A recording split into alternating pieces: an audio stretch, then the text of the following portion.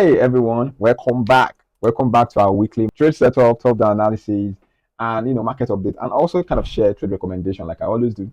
So without further ado, guys, let's jump straight into today's session properly. All right.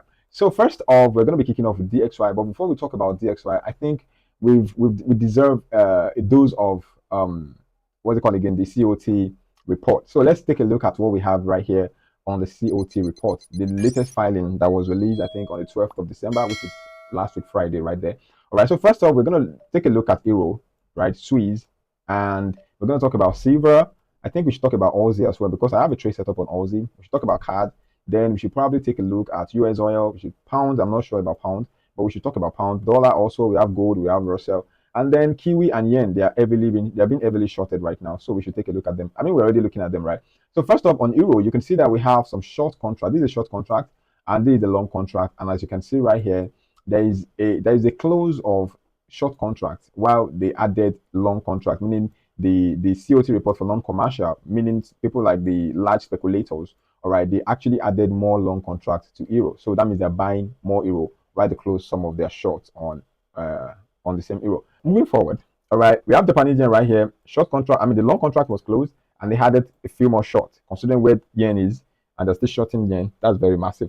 Okay, and Kiwi as well. I think Kiwi, they closed some of their long and they added a few short.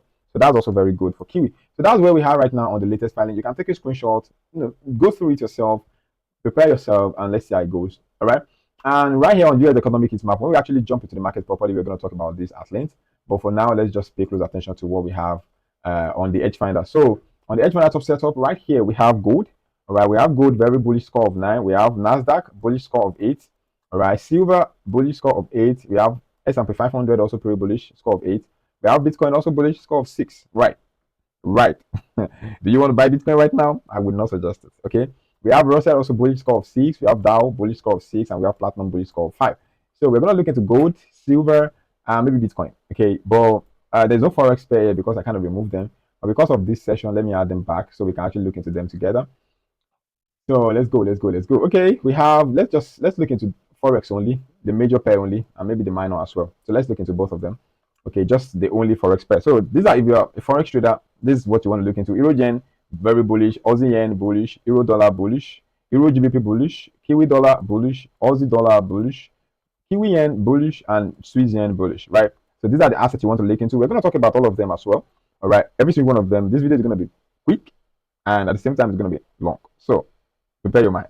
And then we have pound CHF also bearish, dollar Swiss bearish, pound CAD bearish, pound Kiwi and pound Aussie bearish. All right, as long as pound Aussie is very bearish right now.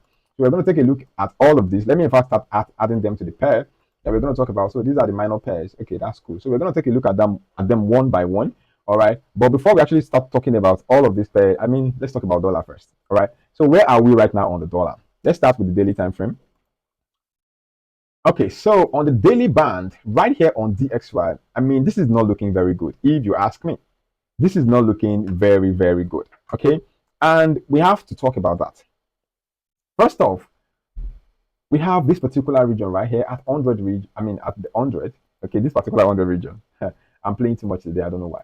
Okay, so we have this 100 region right at the top here, which is very, very pivotal to the dollar, because every single time DXY went there, we tested it, it got met by a massive rejection at the top. Okay, it got rejected very fast and very heavy, and this is very interesting because moving forward, I mean, we can just expect something like this. Don't forget what I said last week when I recorded the daily market analysis. I said next year, the first half of next year, this is possibly what we're going to get, something like this. Okay, this is possibly what we're going to get. Okay, something that we got from this year June to December.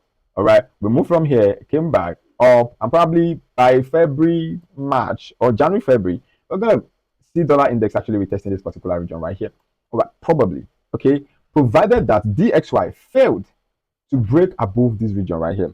If it failed to break above here, all right, this particular 100 region right here, let's just say 100.50, all right, if it failed to break above it, then there is higher possibility that DXY will do what? DXY will, in fact, drop lower to this particular region right here, or even further downside.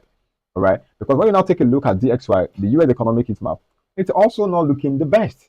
Okay, it is not looking the best. All right, we have the initial jobless claim came out last week, And we had people are still losing their job, people quit, people lost their job. This is a survey of people on a weekly. This is a weekly survey of people that lost their job, people that probably resigned, or a company that kind of like just closed up and they have to let people go. So they might not actually get fired. It might just be a company that just kind of wind up. Maybe a company of 200 people or 300 people wind up. Maybe they get liquidated or they get bought by another company for something else, and the new company don't need them again, so they have to let them go. Okay, you can search through the list of companies that wind up in the United States every week. Okay, you will be shocked at the number.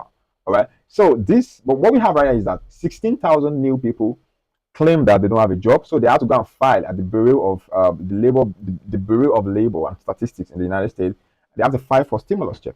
Okay, maybe for the next week or probably for a month or so till they get a new job. All right, and we also heard that the Bureau of Labor and Statistics also help people get a job or seek for a job in the United States, which is very good for them. I hope it can be the same for every other countries, but that's not the case, anyways. So moving forward, so the labor data is bad, and the job opening was actually very good. Okay, those are the data that came last week. But when you take a look at everything in an insight, both the stock market, I'm talking about the economy and the currency, none of them is actually looking very good, in my personal opinion. All right, so dollar might in fact just drop further.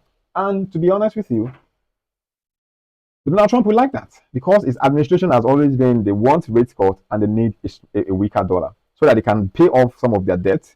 At the same time, try to implement some, make America great again stuff. Okay, get new jobs in the United States, bring new jobs to the country, produce more, right? Because so they need weaker dollar for that in a way. So I guess maybe they're gonna get that, maybe not. We don't know. But I would like to see how it plays out, anyways.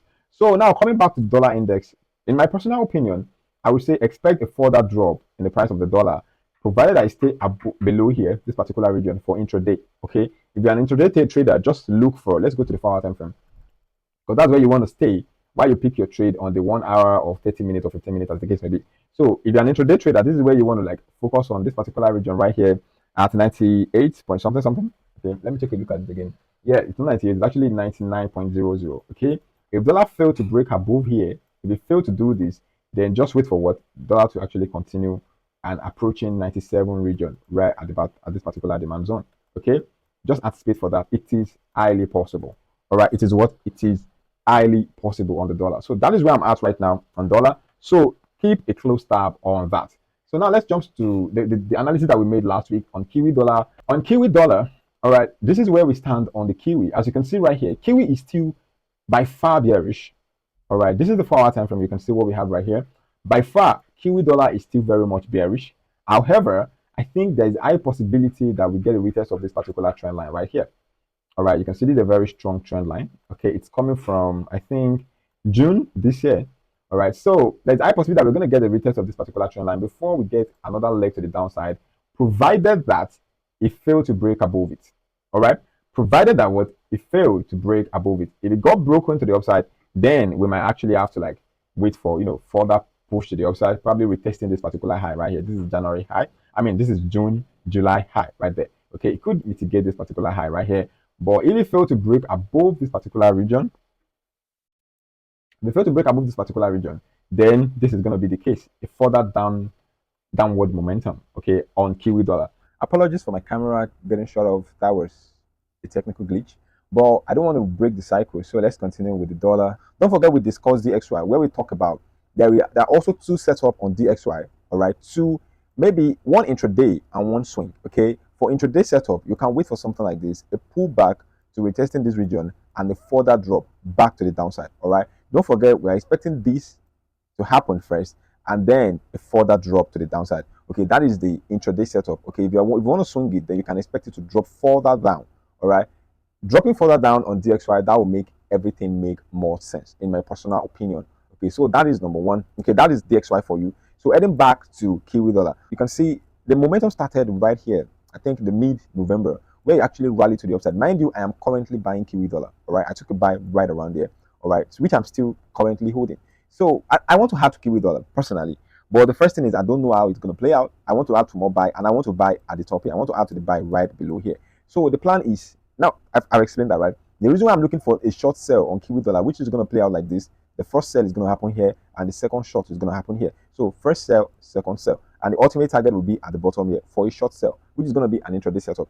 Now, the reason I want to take that short is because of this particular divergence that started again since the 3rd of December, this month. So this divergence right there, excuse me for that. Okay, good. So this divergence right there, okay, this one right here makes everything make sense, because right here we have higher high, higher low, higher high.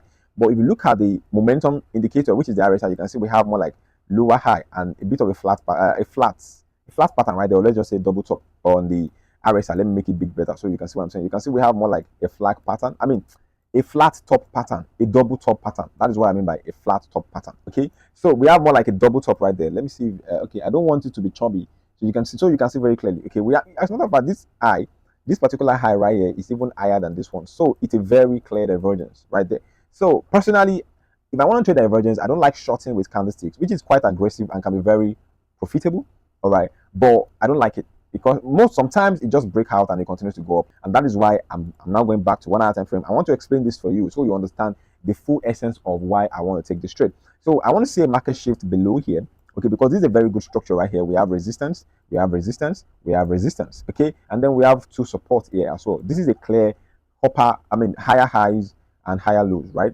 Higher high, higher lows. Okay, potentially, if you want to follow that trend, you just look for buy. But because of this particular divergence, I am all in for that counter trend because I still want to buy long term. I want to hold it for a long period of time. At the same time, I don't want to buy it when it's already out of touch. I mean, we have demand here, we have supply here, we have under supply here. So buying into this is just 35 pips. It's not enough for me. You get the idea now. So I want to see the market break this structure right here, this particular structure that we've seen. Right, I want it to break to the downside, pull back. Okay, retest this particular region. Okay, forfeit this particular channel, this bullish channel, forfeit it fully, and I want to see it drop. All right, this is the first place I will look for short on Kiwi dollar. And then once it breaks to this particular region, also don't forget we have support here, support and support. Right, also a couple of demands here. So I want all that region to be violated, to be destroyed, literally. And then I'll wait for pullback again, and then I will short all the way back down to where I want to really hold on to my buy. Okay, so which would be somewhere around here. Let's make this a little bit shorter.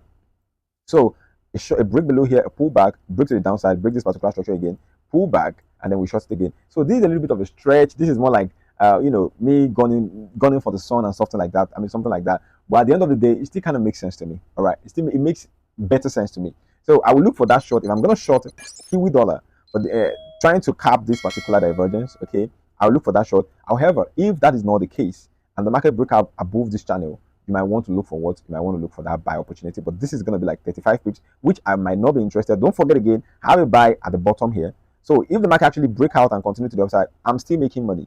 All right. But I really want to add to the position right here so we can look for better buy to the upside. So if you want to take the buy here, fine and good, go for it. I'm already holding it. But if you want to take this counter trend trade, all right, short. All right, short here and short here. Those are the two setups I have on Kiwi dollar. I hope you understand. As you can see, I've taken time to really explain it. So that is that on that. On pound USD, don't forget we are working with what? We are working with what we have here on Edge Finder. Okay, you can see we have a couple of pairs that are bullish. We have Euro dollar bullish. We have Kiwi dollar bullish. We have Aussie dollar bullish. All right. So those are the major pairs that are quite bullish right now. Aside the yen pairs, they're also very bullish. Okay. So just to place our focus on the major pairs. So that's why I'm trying to explain this explicitly. Now, when you look at the pound dollar, I think we've discussed pound dollar at length. And as you can see right here, pound dollar doesn't really have any kind of bearish structure to it anymore. Everything kind of scream bullish, more buy, right? So if I'm going to be buying pound dollar into this week, okay, consider the fact that I want to see a slight pullback, okay? So if we see pound dollar come back to this particular region at 1.3305, okay, that particular region right there, 1.3305. I'm going to be buying pound dollar. I want to see a retest of this region. Then I will look for buy opportunity to the upside. Now, this is also an intraday setup because let's measure how many pips this is going to be. That should be like 175 pips right here. So it makes sense. Okay, if you're interested in something like that, it kind of makes sense. But personally, I'm not sure I'll be taking it. Okay, what my major plan is on pound dollar, to be honest with you, is I want to short it at the top here. The retest of here, look for buy opportunity. And all the way to the upside here. This is where I want to look for short opportunity. Okay, on pound dollar, back to this particular zone. All right, excuse me for that. You know how my mouse works sometimes. Okay, back to this particular zone. That is where I want to be looking for buy opportunity on what? On pound USD. So a short here, maybe I can get some profit here or make some profit here before we look for buy. All right, but there's a buy here, opportunity here that is actually just waiting. But a short opportunity is also just kind of sitting down at the top here for grab. All right, and this is like a 175 pips opportunity all the way to this top, so you don't want to miss out on that one. It's very feasible on 1 hour time frame for intraday, so pay close attention to that. But first off, you might want to wait for a pullback. Okay, a pullback to this particular region before you look for buy on pound USD. Don't forget, let's find out again, it is what? It is very bullish. All right. I mean, not very bullish, but quite bullish. Right? Pound dollar again. I thought I see it earlier now. Kiwi dollar, euro dollar, Aussie dollar. Pound dollar is not there. That's awful. But technically, I think pound dollar looks good for a buy, in my personal opinion. Not because the United Kingdom economy is strong. Let's take a look at that. Not because the UK economy is strong, but because dollar is not stable. All right. Even the euro dollar that we are buying is not because euro is super strong like that. Okay. You can see it's 50%. It's not super strong. Okay. You can see the currency, both the currency and the stock impact is not super good. Okay. Not because any of these currency are actually strong. That's why we are buying them against the dollar. But it's just because dollar is awfully weak. Okay. And when dollar is weak like that, you want to capitalize on the opportunity to look for buys on all of this pair. You get what I'm saying? So a buy opportunity on pound dollar looks good, where I'll be shorting at the top at the top there. However, I was actually anticipating for a buy at this particular demand zone, but right now it looks like a stretch. I'm not sure the market will be coming back down to this region again. But I'm not gonna I'm not gonna move past it. Okay, I'm not gonna just write it off like that. I'm not gonna write it off. That's what I'm trying to say when I said move past it. I'm not sure that's actually correct. But like I used to tell you guys, I'm not an English person, so that's fair. Moving forward, okay. So also right here, I think we might have something like a divergence right here. But you know the deal when it comes to divergence, I like to see the market shift. Okay, a break, a pullback, then I will short all the way to the downside. I mean, this is quite questionable in my personal opinion. But again, I would love to buy from that bottom here, or I would like to buy from this particular region right here. Right here. This looks very good. Okay, a buy from this particular region is not buy. As a matter of fact, there's a demand zone right here waiting for a buy. So you can see we have lower, lower, high, lower, lower, high, lower, low. Market makes some couple of highs, but the major high right here is yet to be broken. So we can still get the market to come down here. Okay, grab the liquidity here, then we can look for buy on long term. So this might play out maybe January, February next year, but the whole of December, we only have like 2 more weeks this month. So I would say maybe this is possible. Okay, the whole of this right here on pound dollar. So just watch out for that. I've already given you a recommendation on the 1 hour time frame, and I've shared with you on 4 hour time frame as well. So do kindly with that information wherever you see fit. So USDCHF, I told you that it's a short trade. I'm still waiting this one, so nothing. There's nothing to talk about on dollar sweet. It's ranging, so let's just leave it at that. Okay, nothing super serious on that. Dollar yen. I started buying dollar yen. I told you on I think the last video I released or I posted maybe on Thursday thereabout. I told you I'm buying dollar yen around here. I'm holding it. It's still very young, to be honest with you. And my stop loss is slightly below here. Okay, I'm willing to hold this till New Year if the market is going to have me. Let's take this to 12-hour time frame. Okay, if the market is going to have me, I wouldn't mind holding this to New Year. All right. It's very bullish, quite good. Okay, but right here, the only issue I have with this particular trade is that I'm betting on dollar strength, which I don't really like right now. But when you take a look at the Japanese yen index, okay, where is Japanese yen again? So this is indices, this is FX index. So Japanese yen index, you see it's very, very bearish, right? And the COT data we also discussed earlier today, we talked about the Fed, I mean the institutions, okay, I'm talking about large institutions, the non-commercial traders. As a matter of fact, shorting a bunch load of yen. Okay, they open just a short contract, 14,860 short contract, whereas they close some of their long contract, leaving yen to like a bunch of it. The net change was negative 3.3%, 3.13%. That is a lot. All right, so that is also a kind of a confluence. I don't really perceive the institution position as something that kind of have like that massive impact in the market immediately. But when you take a look at what is happening to the Japanese yen futures right here, you see that the trajectory is just it's more like in a range since I guess June 2024, and it's very much close to that 2024 low right here. So if we get a retest of this particular low, okay, I think we might get a reaction all the way to the upside. Probably that is when the Bank of Japan will be intervening again, probably with some some injection of some money into like the way they used to intervene or intervention. Literally, the Bank of Japan used to do that like more often than not. Okay, so they used to do that when yen is super weak. They intervene. They did that in 2024 for sure. We read about that, and I think they also did that around here when it's too expensive, they intervene. When it's too weak, when it's too cheap, they intervene as well. So I will be expecting Bank of Japan intervention below here, but I'm not sure they're going to be intervening right there. Although Bank of Japan have a plan to hike rate, or I read a report again that they are kind of like softening their tone again, that probably they're not going to hike rate or something like that. So I guess we're all going to just have to wait and see. And if you take a look at the economic calendar also for the coming week, this particular week, I think we should have a Bank of Japan data. Why is it again? Japanese yen. Yeah, policy rate. Okay, they plan to hike rate. I think it's official they're going to hike rate. All right here, Bank of Japan. Officially, they're going to hike rate. Although, am I going to believe this until they've actually hike it? I'm not going to trust it. Okay, but they want to hike it by 25 basis points. So let's watch out for that. So moving forward, okay, if they do hike rate, then my dollar yen trade might be very, very weird. Okay, it might not work out very well as I've planned, but again, this is fundamentals, this is technicals, Sometimes it works, sometimes it's quite crazy to even measure. As you can see, not everybody, not so many people thought we were going to get that kind of dovish stance from Powell. But everything he was saying during the press conference was just dovish, dovish, dovish. Okay, that's all I could take from it. So basically, maybe the Japanese Bank of Japan governor will also probably be leaning towards dovish and start saying that the Japanese yen will probably crash in the next 20 years. I'm just kidding, but you get the point. Okay, so moving forward, I'm still gonna hold on to dollar yen, and I'm gonna probably advise you to probably buy some yourself, right? Because there is a potential on this particular trade. Personally, okay, I just want to look for a buy to probably 160 to 162 thereabout. Okay, let's say 161 to 162. That's where I will be taking my profit around here or around here. Literally, that's my take on dollar yen. So just watch out. As far as gold is concerned, gold did the unimaginable on Friday. Okay, the up and down that you usually do. And I mean, I'm not going to take that also off gold. That is gold for you. Gold does whatever gold wants to do. But don't forget that we have a very massive supply zone right here around that 4,400. Okay, so we have JP Morgan forecasting gold the first quarter of next year, or I think the first half of next year, to like 5,000. As a matter of fact, I don't want to speculate. So JP Morgan gold forecast. Okay, so let's gold forecast. JP Morgan price gold forecast for 2026. I hope we can get an AI that will get us the result ASAP. Maybe Gemini will help us with that, but I think it's still loading up. So whenever that comes up, we're gonna get it. All right, moving forward. So for now, as far as gold is concerned, based on 1 or 2, I don't know why it's loading this low. This is very ridiculous. So let me just use an AI. Okay, I think that would be very helpful. Yeah, let's use ChatGPT. I guess that would also be quite. I think that would be helpful for us. All right. So let me just ask JP Morgan. Okay, I think Google is back. I just want something quite okay. Yeah, this is right here. JP Morgan has a very bullish 2026 gold price forecast, projecting a price average around 5,055 per ounce. Okay, by the fourth quarter of 2026, and by fourth quarter you mean they mean by this time next year, by December. All right, they're expecting 5055. Okay, which is 5,055 dollar per ounce of gold, and with some views saying $6,000 per ounce by 2028. That's very possible. I mean, just look at silver. We've gotten silver has actually top $60.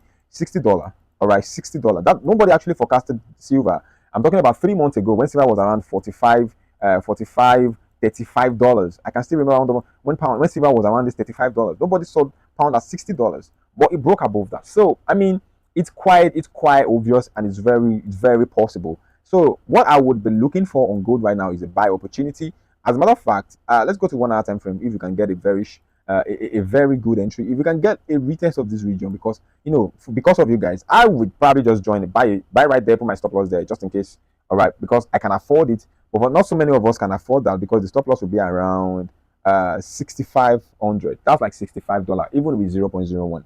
All right, so not so many people can afford that. So I would say that if I want to take this trade, I'll probably take it around here, which would give me around. If I'm going to take this trade around here, I would say that the stop loss should be around 2,500. That's $25. I think that is much fair, especially if you're trading a 5,000 prep challenge or 5,400 account. I mean, $25 risk, and you're targeting something around, some 2,500. Okay, I mean 12,500 something around. I'm talking about you're targeting 4,390 something, 4,400.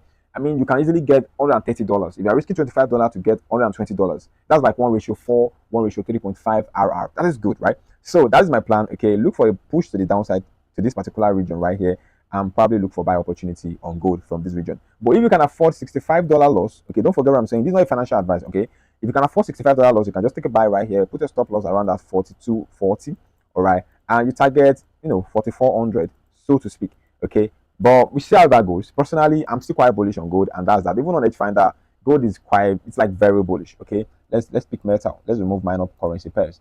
Okay, so let's look at metals. You can see gold is heavily bullish, right? Very bullish right there. So gold and silver, very bullish. Even platinum is quite bullish. So that's something you want to look into moving forward. Okay, and that's exactly what I'll be doing come this particular week that will be opening very soon. All right, so look into that. I'm not sure this particular supply will hold the market for a long period of time, but I think we need some fundamentals to come in. Maybe someone will blow somewhere up, and gold will just blow up as well. That has actually been that has been the main driver of gold since 2024. Let's go to the daily time frame. Okay, when the Russia, I think even since 2022, so to speak.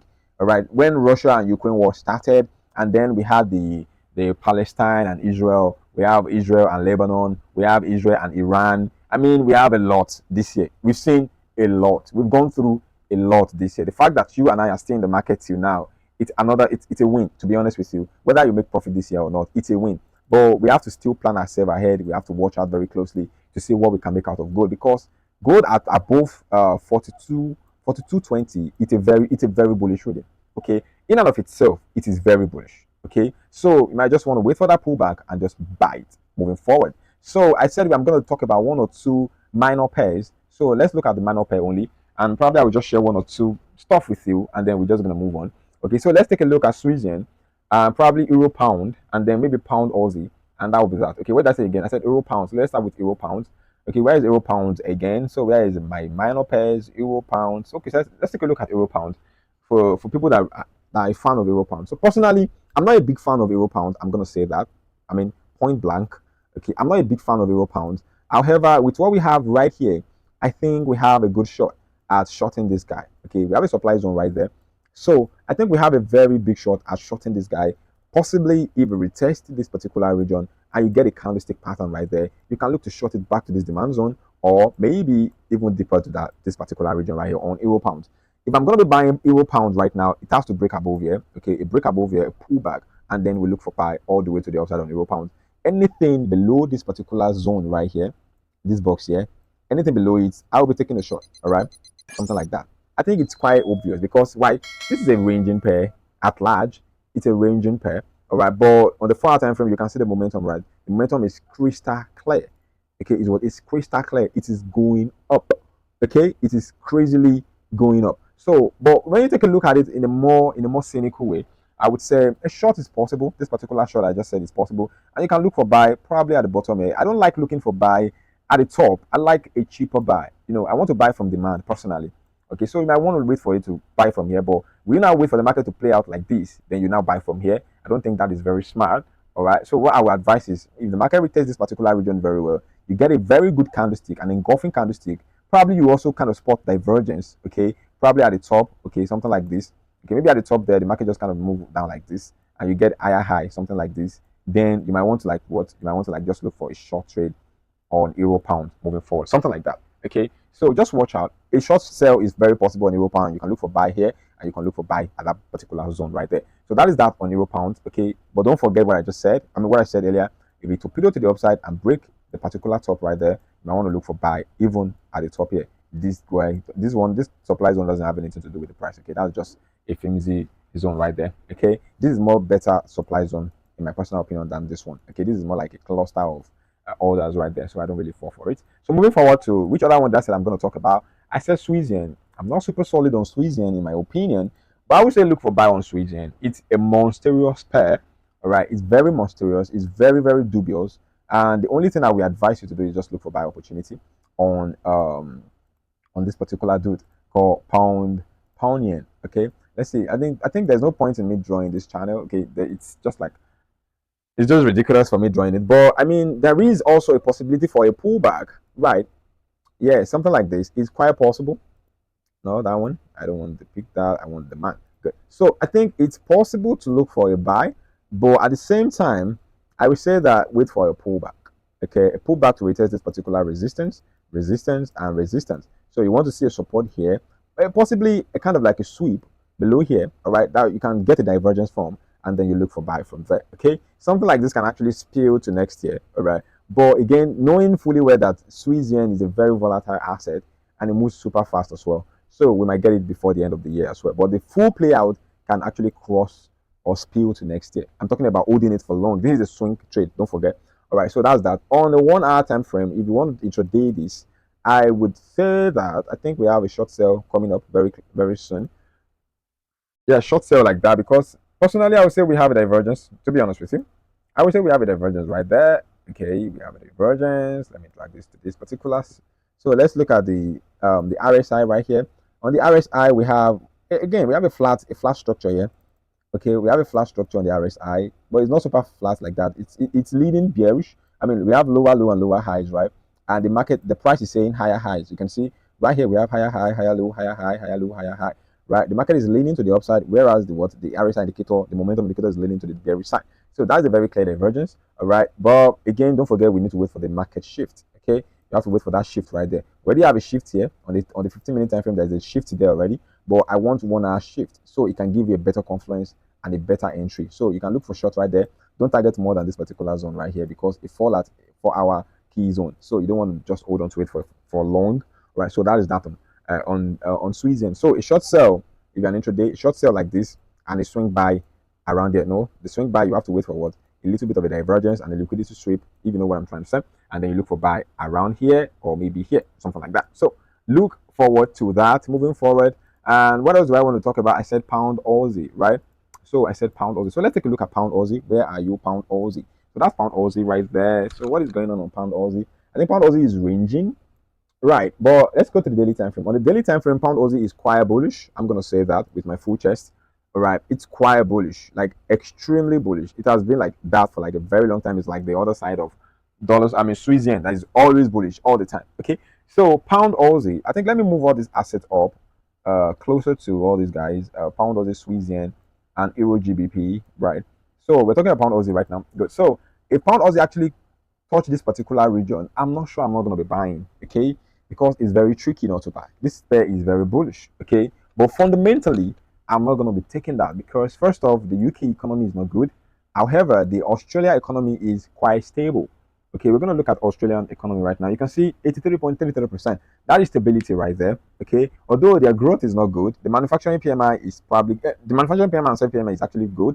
51.6 and 52.8 respectively, very good. The retail sales is also very good, but inflation over there is quite sticky, still very high.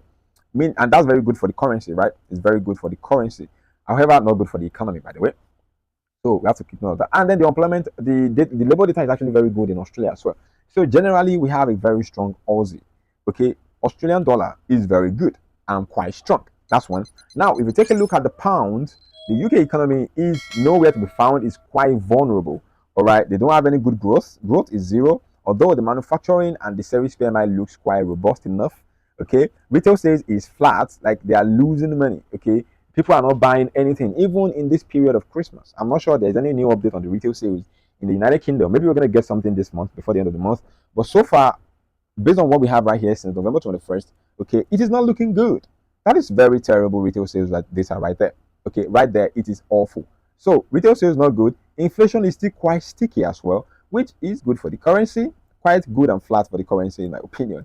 All right. But again, inflation sticky, not good for the economy, but quite good for the currency. And the labor data is terrible, guys. So I mean, this reading is just the best. Okay, it's just like it's the best fit for the UK economy and the UK currency, which is pound. So I guess that is why I would probably just sit a little bit on my buy. Okay, but since you are an intraday trader, I would say just look for short on pound Aussie personally. All right, don't forget earlier I said I'm going to be buying pound Aussie, but I'll be buying right from this particular zone here, right? At that 1.9700 to 1.9500. Okay, that will be where I'll be looking for a buy on pound Aussie. I want to see divergence, then I will look for buy opportunity to the upside. Okay, so that kind of gives us an opportunity or an avenue to short. Okay, to short it all the way down here. So that would be very good for pound Aussie, if you know what I'm trying to say. And if you really fancy a pair like this, they are very volatile, right? They move like wild animals. So if you're interested, you can look into them personally. I don't really fall for them like that. I'm not a big fan of them. But based on what we have on Edge Finder, which is a very good software, a very good reading, very bearish, right? So this is something you might want to look into this week. Okay, just look for short on pound Aussie. Economically, pound is 0, GBP, okay, is flat, and AUD Aussie is quite strong. Okay, so that is why I'm saying you can look for short. But long-term base, I will be looking to buy this guy right around that zone. So guys, if you have any other asset you want me to analyze, probably drop it in the comment section. And euro dollar, anything on euro dollar for me, I'm not sure. I'll probably short it, to be honest with you. I'll probably short it. All right, but me selling euro dollar, that simply means that dollar, I'm buying dollar itself. And I'm not that guy that will buying DXY. It doesn't make sense. Why would I be buying dollar, right? I mean, just tell me the sense that out of that. It does make sense out of that. It doesn't make any sense, any good sense like that. So I'm quite kind of flat on pound dollar. I mean, on euro dollar. And the major reason why I'm kind of flat on it is because I don't know the direction of DXY. I don't know. If I do know, I'll probably short it, but I don't. So I will sit on this one. Okay, I will sit on it for now, and that's why it's not even part of my top setup. Okay, but should you want to buy? If you want to buy, I would say, yeah, why not? Okay, buy. It has to look like that though. Okay, something like this. Okay, So look for buy right around the zone. Okay, but I'm not gonna be taking it, guys. To be honest with you, but it looks good. Okay, it looks good, but I'm not gonna be taking it. Aussie dollar, anything on that one? I'm not very sure. Aussie, yeah, I think Aussie is sellable. I think so. Let's go to the 12-hour time frame for an overview. Oh, okay. Let's go to daily. Let's go to the daily time frame. Okay. All right. Well, I think I'll probably want to look for buy. I'll probably want to look for buy, honestly. So let's go to the 8-hour time frame. On the 8-hour time frame, first off, we have quite a very strong supply zone at the top there that the market is kind of hovering around right now. Let me enlarge this the automatic way. All right, good. So as you can see right here, we have this particular supply zone. Okay, we can also call it resistance because it's been retested multiple times. It's retested here once. Okay. Also retested here twice and retested here. I mean, it has retested this one right there like 3 times now. So it's a pretty strong supply zone or resistance, whatever you want to call it. So I guess a short will not be out of touch, but like we discussed earlier, Aussie as a currency is strong. All right, very strong. So shorting this will be you going against the trend, number one, and going against the economy at the same time. But if you want to be the champion of Capua and you want to just short this thing, I will probably advise you to wait for a break, a pullback, and a sell. Period. Okay, something like that. So let's go to 4-hour time frame or 2 hours for a clearer view of that. Okay, yeah, something like this. I think it can actually go 2 ways right now. Okay, and again, I'm gonna do something that I don't really fancy doing, but it can play out like this. It can play out like this. Number one, okay, this is the first plan on Aussie dollar, and this is gonna be the second plan. Sell, push, right, something like that. So that would be my thought process on Aussie dollar for now. Okay, that's gonna be my thought process on Aussie dollar for now. So I think you can look for buy, but at the same time, again, everything is showing a very serious divergence today, and I don't like seeing many divergence like that. So it's kind of like it's concerning, right? It's pretty much concerning. I don't like it. I like just 3 assets having divergence, and the rest are just they're not giving me that vibe, so that I can really take it. But I think it's also another confluence that there's a possibility for a rejection from that supply zone. So those are the 2 plans I have. One is fundamentally strong and technically inclined, and what I mean by that is the bullish buy. Okay, fundamentally good, technically good, but this one is going against the trend, so this will be counter trend good, fundamentally not good. Okay, so and I've seen fundamental not good and technical good, just this one alone that play out, and this did not play out, right? So it's the market, anything can literally happen. So but if I get a break below here, a pullback, yeah, I'm gonna short it for sure. But a retest of this particular region, like this, and we get a rejection that looks like this, maybe on 15-minute time frame, I'm definitely gonna buy. Okay, so watch out. Now I know I'm kind of like sounding confusing because you can never get like direct zone. It's not like gold. Okay, it's a currency pair. They can release a couple of data, which I know that there are some data coming this week, anyways. A lot of them, a lot from Canada, from Europe, from the UK. Okay, couple from UK, from the United States, and then from New Zealand, from UK, from Europe, from the US. It's a lot. Anything from Aussie, from Australia, no. Only from New Zealand. And data that affects the Kiwi strongly will also affect Aussie strongly as well. So I mean, a lot is gonna happen this week. Okay, so you don't want to force it. You don't want to mess around it. Okay, like I said, and we're not only just trading Aussie alone. We're trading dollars as well, and we have so much dollar news coming this week. So you might want to actually take this cautiously, but I think something's gonna happen between Monday, Tuesday. Right? So by the time I release the Wednesday video, we're gonna have a clearer picture. But Monday, Tuesday, we get the movement on Aussie, and then there should be the path should have been clear by then. So guys, this is where I'll be stopping today. I love you all. I'll see you in the next one. Don't forget to subscribe. Don't forget to like the video. I will see you in the next one. Have a fabulous week ahead. Bye for now.